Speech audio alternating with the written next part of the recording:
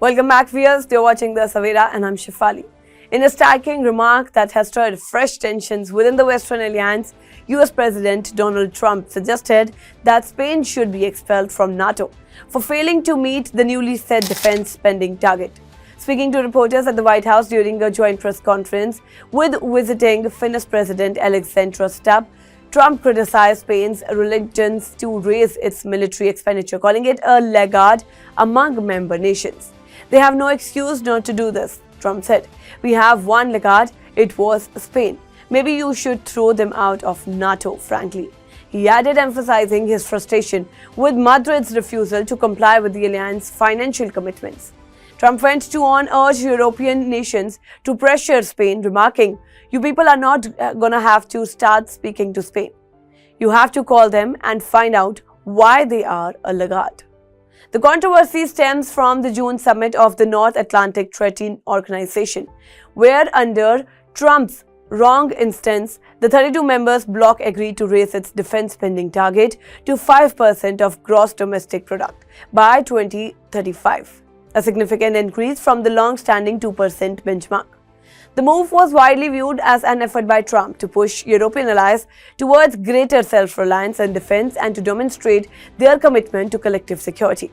However, Spanish Prime Minister Pedro has firmly rejected the proposed target, describing it as incompatible with our welfare state and our social priorities.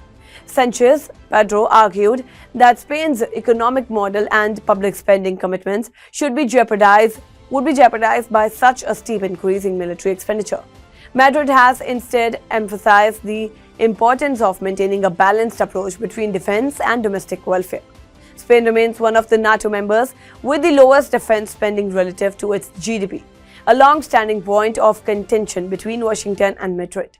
According to recent NATO data, Spain currently spends less than 1.3% of its GDP on defense, well below both the old and new targets.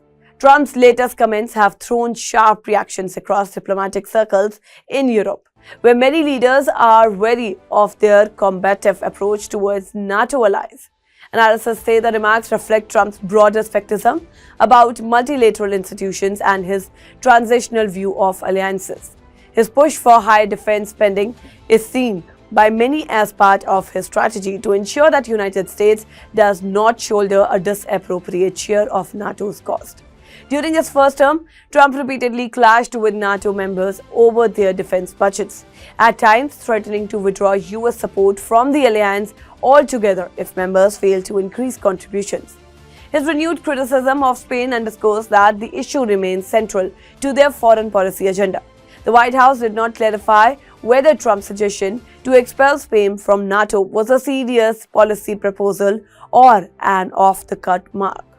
However, it has reignited debate within the alliance about how to balance defense commitments with domestic economic priorities, especially at a time when European nations are grappling with inflation, sluggish growth, and increasing social welfare demands.